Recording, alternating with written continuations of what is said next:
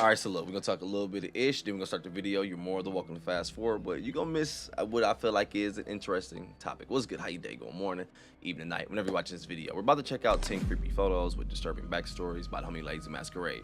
Before we jump into it though, I just wanted to say it's crazy how someone's perspective can change on things as they embark down a journey and start to do things on their own and open their brain up to ish. The reason why I say that is because as I started YouTubing, well, I would say as I started really working on the horror channel, true crime, whatever we do over here, as I really started working on it and of course interacting with you all in the comment section, I started to look at some things different. I'm not gonna lie, some ish I do feel like y'all BS on. But I started to look at things different and always be a sponge, right? Always want to take in information. So pictures, man. I used to look at these things, not gonna lie to you. I used to always look at them looking for ghosts. I still do. Like looking for a spirit and like where's the face, where's the hand, where's the eyeball, and like ish like that I know I'm not gonna find, which I hope I do not. But the scary part is like this what's the saying, a picture's worth 1,000 words. Man, that became bullshit. It's a lot more than that. There's so many pictures. It was one I just saw recently that came across my feed on social media, whatever, which I think we also saw on the video. It was the one when the guy, I think he was taking a picture of his family, whatever. But you can see the gunman like right there. He just so happened to be taking. I think he was a politician or something like that, or whatever. But he just happened to be taking that picture as the dude who was coming to assassinate him just happened to be right there. So you can see the dude in the picture with the gun, and it's like, yo, that's the last picture. But not even saying all of us will ever be in a situation like that. But the fact that this freaking, oh my gosh, this freaking fact tripped me out to this day when I saw it, right? Hold on, wait a minute. I just went to Google because I don't even think it's a quote. I think it was just like more of a fact, actually. I think it was just more of someone just stating the obvious, I should say. But I'm gonna bomb it. I can't find it. So basically, he was kind of explaining that, yo, you taking a picture, the possibility of that being the picture that's used on your obituary, the picture that's used for whatever people are like trying to search for you, like you're missing pictures, like, yo, this picture that you take, this selfie that you take, the possibilities of what that picture could be used for is freaking scary. It's freaking scary, dog. But yo, either way it go, my bad for that long intro. We're about to get into the video. Obviously these are freaking intriguing, unfortunately, for a lot of these situations, but it's just weird when I see these now, when I look at pictures now. But yo, all right, let's get to the video. My bad.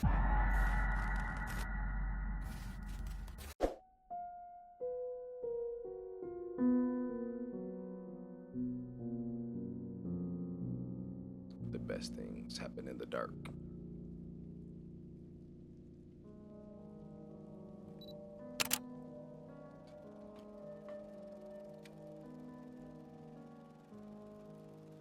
Number 1.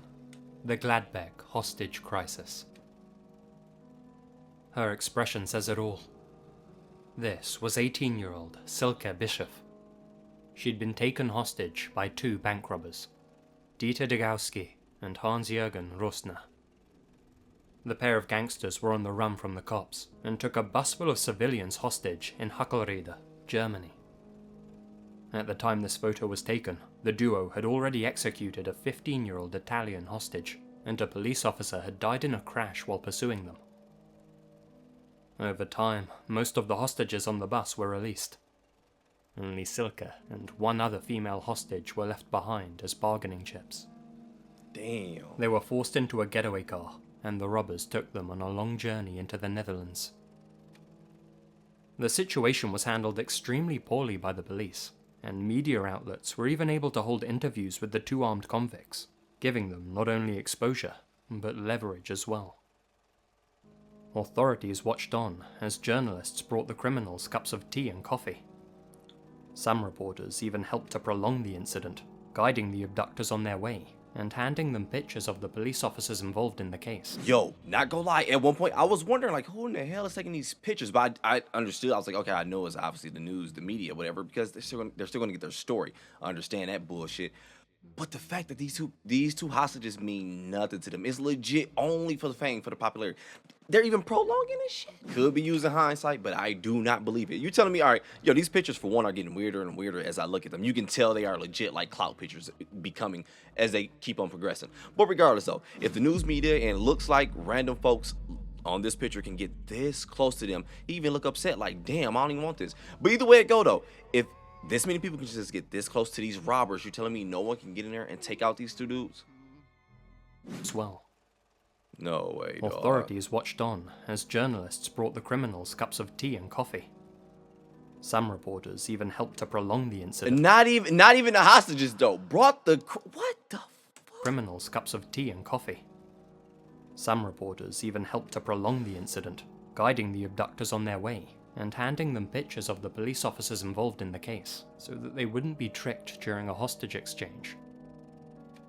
During an interview, one reporter even asked Silke, "What's it like to have a gun held to your neck?"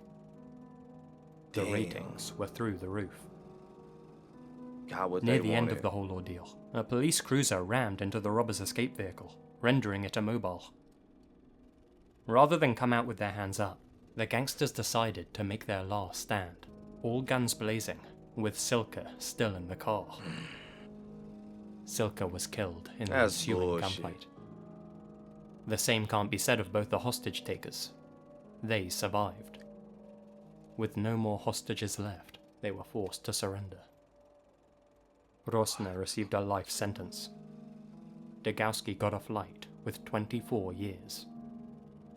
Since this all took place in 1988, he's a free man. And you know, I watched too many movies because I'd have been pissed as hell if I was them girls.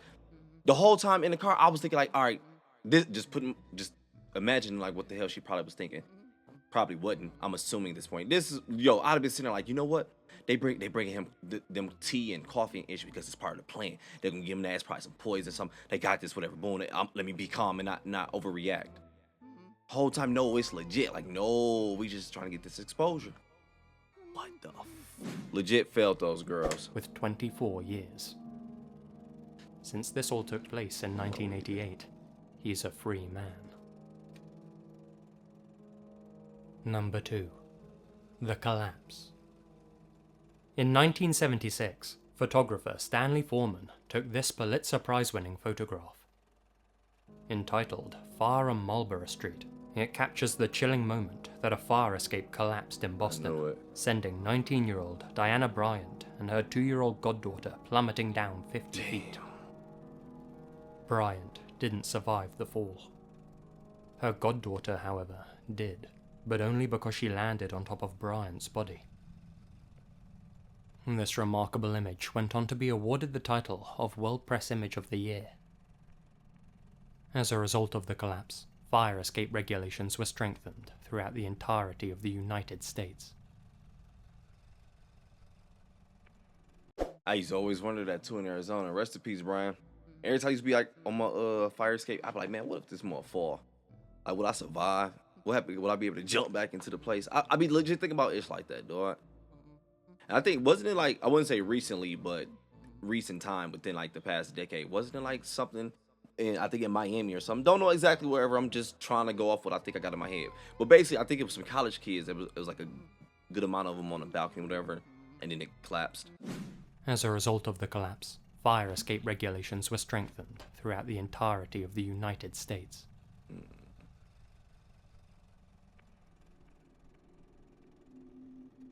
Number 3. The Anniversary Crasher. Joe Martinez was at his in-laws' 50th wedding anniversary, enjoying a night of festivities along with his wife, Patty. Unbeknownst to most of the other guests, Joe was battling a severe drug problem, one that he says was killing his soul. Damn. Still, Patty stood by her husband in spite of his addiction, hoping that one day Joe would see the light and finally get clean.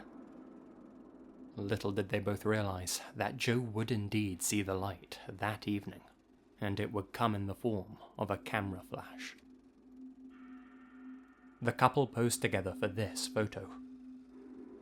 At first glance, it's a fairly ordinary Like a wolf. image, but something appeared alongside Joe, which wasn't there when they took the picture. A dog-like face leering over his shoulder. There were no dogs at the party, no animals of any kind, and the creature didn't appear in any other photographs taken that evening. Nobody at the event remembered seeing anything even remotely resembling it. By all accounts, it shouldn't be there. The couple themselves. See, and this is what I was talking about earlier when I say how I used to look at pictures. Like, if I look at a picture that I took of me or some friends, whatever, and everybody else, we talked about it before, we ain't gonna talk too long about it. Everybody else, oh, look, you see this? Look, you see right there, man, you see my shoes? Whole time, I'm like, no, where the ghost at, nigga?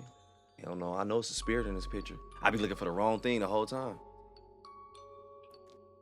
But man, I be thinking, like, what if I really see something one day? Just see a demon hand just on me. I ain't gonna see that. We ain't gonna speak to that into existence. I ain't gonna lie, I still mostly kind of look at them that way. I just have to make my intro like real dramatic good to lure your ass in. Cause they say if you keep people past 30 seconds, they're more likely to stay. But I think I do still look at pictures that way though. I look for spirits and shit. I gotta stop. Remembered seeing anything even remotely resembling it. By all accounts, it shouldn't be there. The couple themselves truly believe that it's a demon. Believing that it was following him, Joe took this photo as a sign to finally kick his drug habit. Come on, he stopped. There's good and evil in this life, said Mr. Martinez. There's the good on the right side of me, and there's the evil on the left.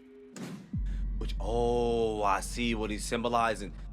Oh shit, cause you know the whole play, my bad, overreact. You know the play with like how cartoons do the devil over here, then the angel over here. Yeah, his wife will be the good side, cause she's stuck by him, dog. And look how bright she's shining in the picture. And dog on the left, like, no, nigga, rob that bank. Hey, fuck that, go ahead, finesse them hoes. Like, no, nigga. Borrow her card.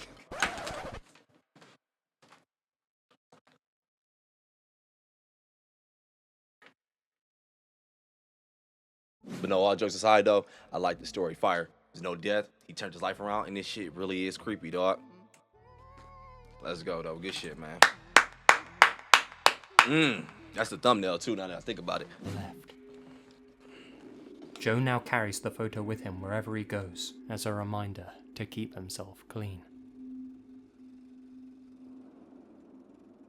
Man, that story was creepy for real, dude. Number 4. The most sinister wink of all time. And that's what many people believe this is, at least. The photo was taken just after Lyndon B. Johnson had been sworn in as president on Air Force One. In the foreground, you can see a grieving Jackie Kennedy.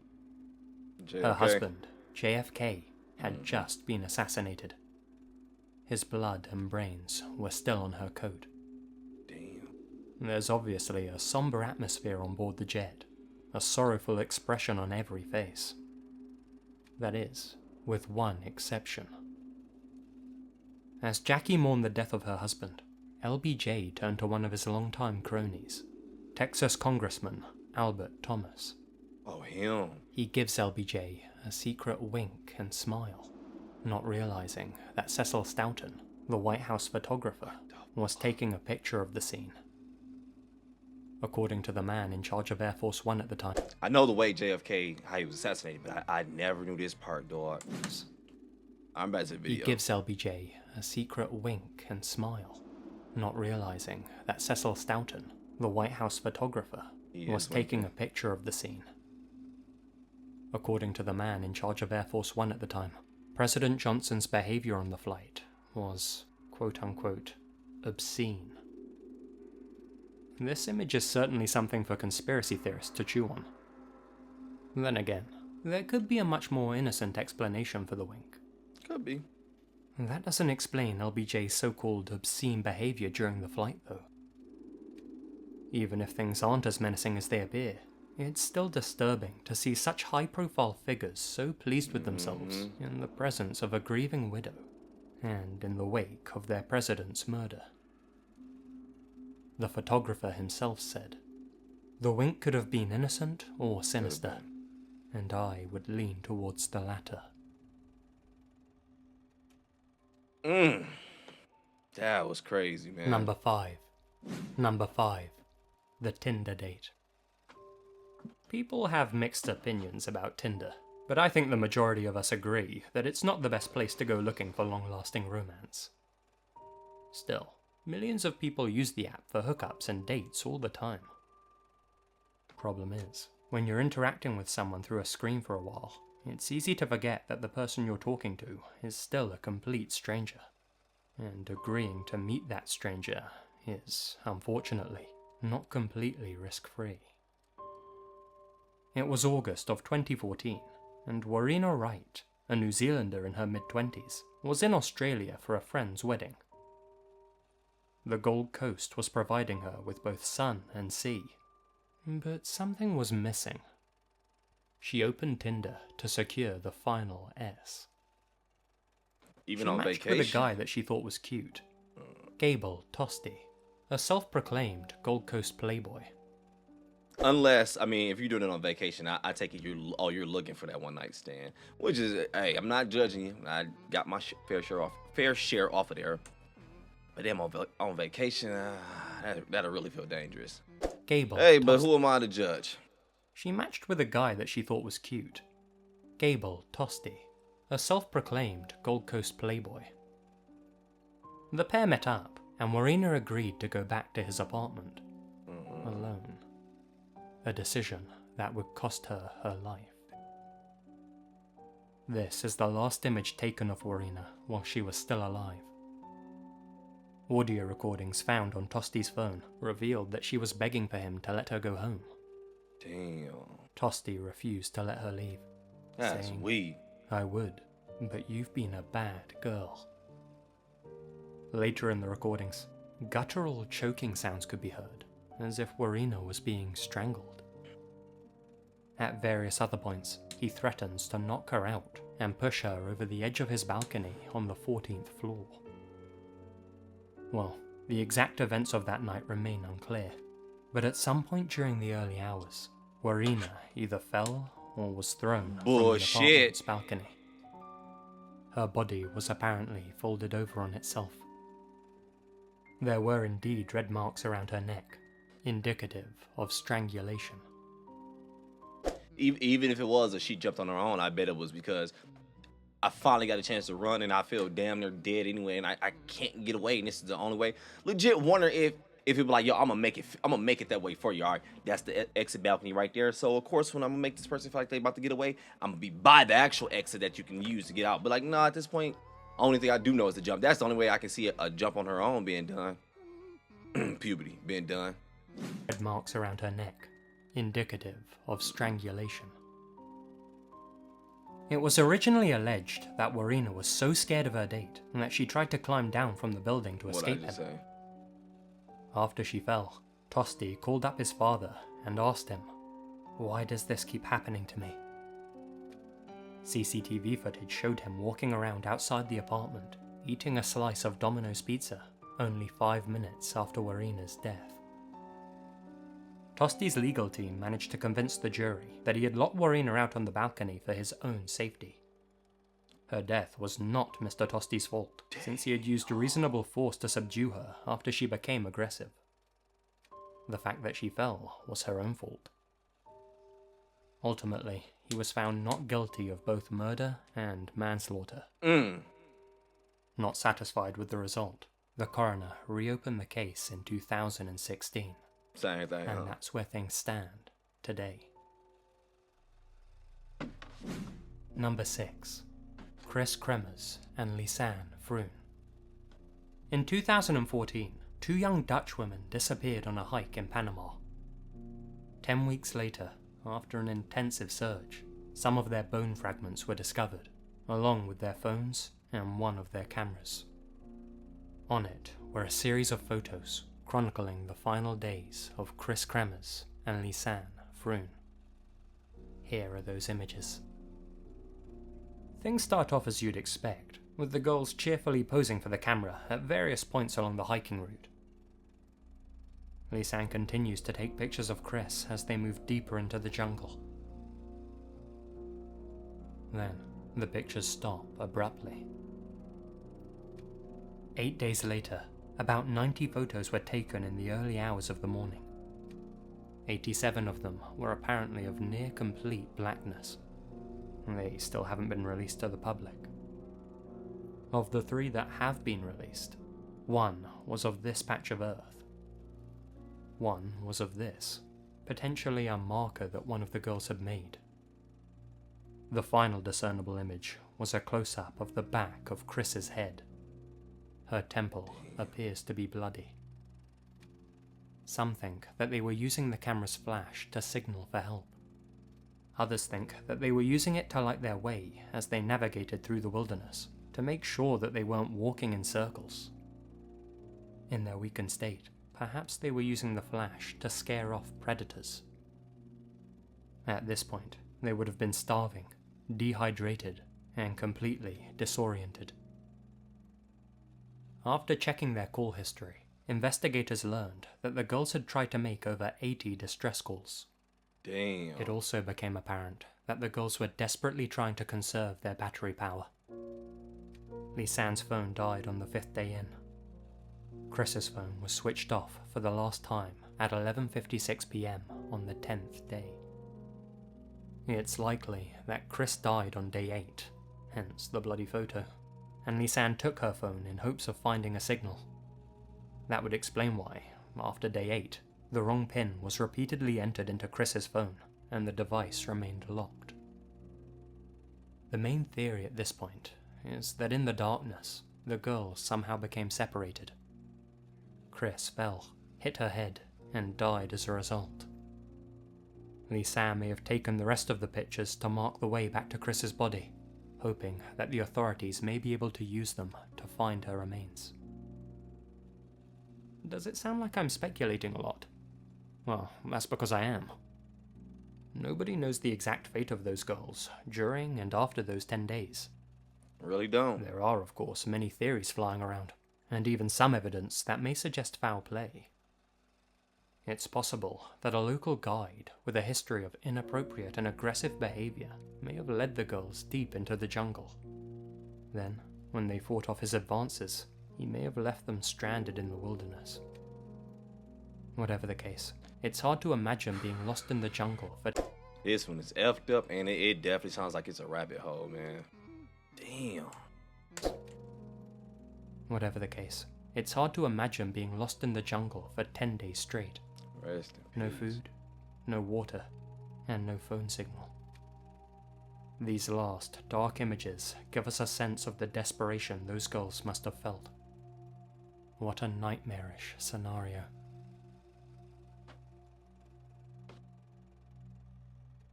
Damn. Number 7. Ruth Snyder.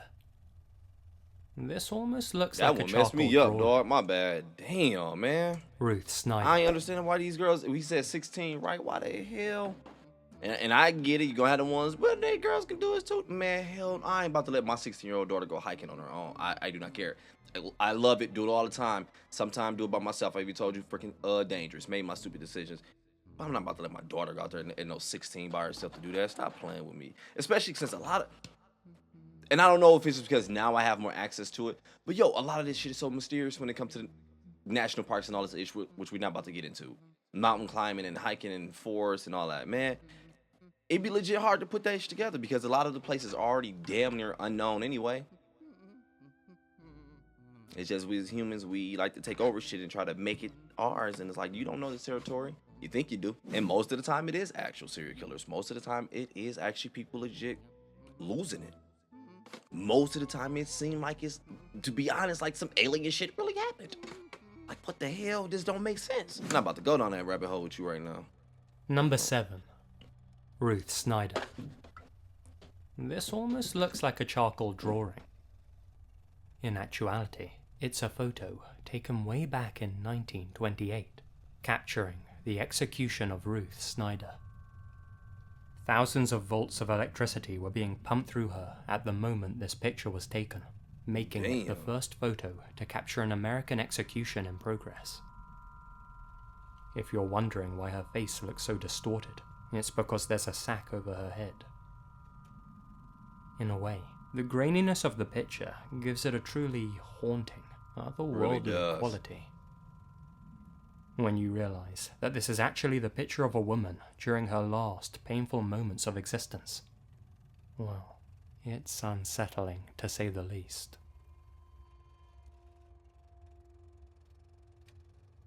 Number 8. The Lai Family Portrait. Another trip back to the past now, this time to the hamlet of My Lai, Vietnam.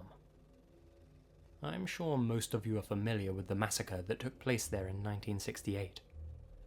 For those of you that skipped that history lesson, here are the cliff notes. During the Vietnam War, a company of US soldiers entered Song Mai village, rounded up as many as 504 unarmed civilians, men, women, children, and infants, and gunned them all down. Damn. As you can imagine, the incident prompted global outrage. One person present that day was Army photographer Ronald Haberley. In the midst of all the carnage that surrounded him, he snapped this picture. It shows a small group of terrified villagers, most probably a family, mere seconds before they were all killed. You'll notice that the teenager on the right is preoccupied with buttoning up her blouse while the rest of the victims huddle in fear. That's because some of the soldiers had just had their way with her. When the soldiers assaulting them noticed Haberley in his camera, they quickly stopped what they were doing. Haberley took his picture. Then, as he walked away, he heard the distinctive sound of an M60 going off. He turned to see what had just happened, and, out of the corner of his eye, he saw the group of villagers he had just taken a photo of collapsing to the ground. They were dead. Only one of the soldiers that took part in the massacre was convicted of any criminal offences. He was originally sentenced to life, but ended up only serving 3.5 years under house arrest. Haberley's photo is not only a reminder of the extreme cost of war, but also the dark depths that humans are able to sink to.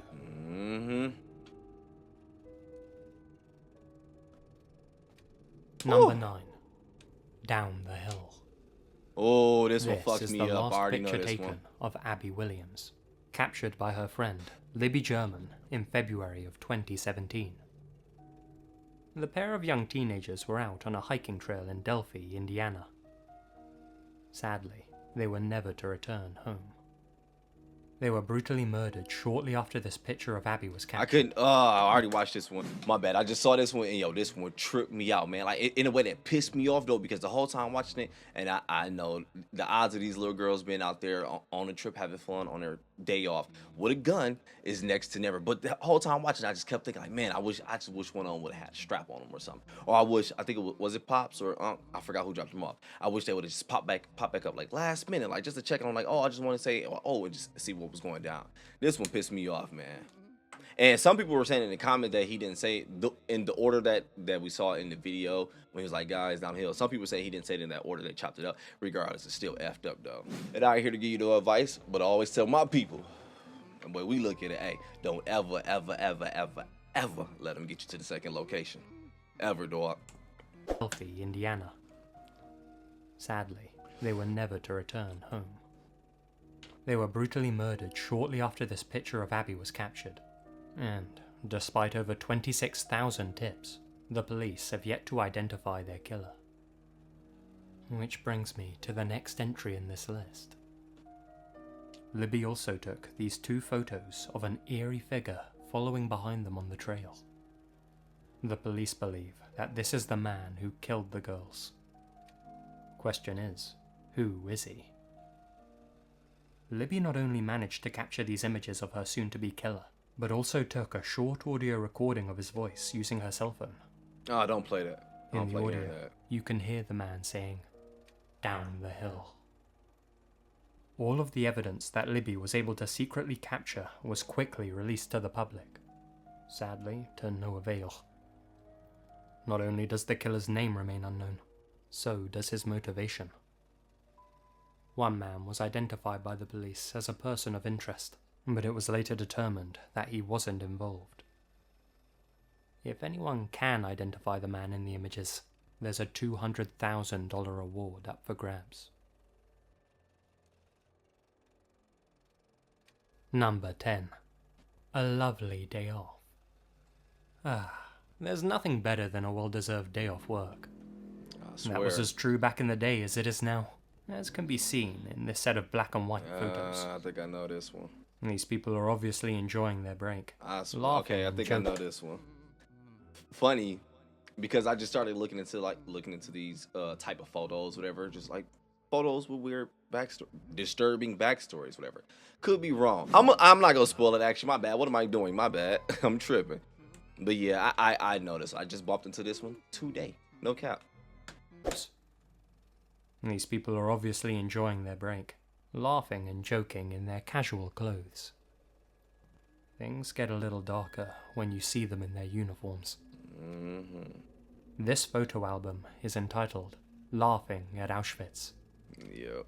These smiling, happy people were SS officers, Nazi guards, and female staff members stationed at the death camp. While off duty, they bask in the glory of the surrounding countryside, eating blueberries, singing songs, and sunbathing together.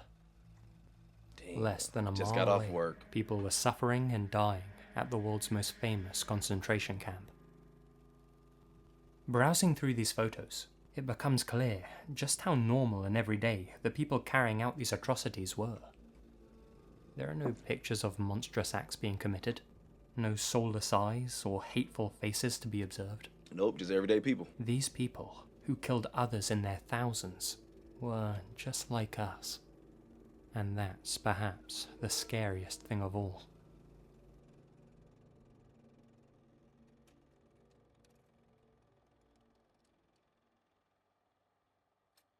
That shit was bright. Boy, kind of outro. Boy, you Hey know, guys, I Lizzie here. thought it was dog talk. That was definitely a creepy one. Definitely was interesting, man. I ain't gonna lie. At one point, I think it was it? I forgot. It was those two girls, whatever. I didn't want to turn it off at that point. I was like, all right, nope, I don't want to hear no more of these. But man, I don't know. Lately, I've been, like I was talking about earlier, I've been going down those because, like I mentioned again earlier in the video when I was like, yo, it's always been interesting just knowing, like, man, there's something dark behind this story that I'm not being told when I hear this story. Because you always hear stories and people always kind of spruce it up or give it to you with a little paint on it and everything. It was like, nah, you get those people who will tell you that story like legit. I'm gonna tell you how it really happened, raw, uncut. But everybody gonna hate hearing this version though, which is crazy because it's like, it's the fucking truth. It's like, I ain't sugarcoat a damn thing. Oh, you thought this person was good? You thought this person was bad? Or you thought this was happening? No, let me tell you about these type of people. But actually what's going on, they got you looking at shit like this, but it's really this. And then we talk about this. They want to cancel that nigga. They ain't gonna shoot that off. But no, dog, I'm gonna go ahead and get up out of here and enjoy my day. You go ahead and do the same thing. Enjoy your day, morning, evening, night, whenever you're watching this video. But I'm out.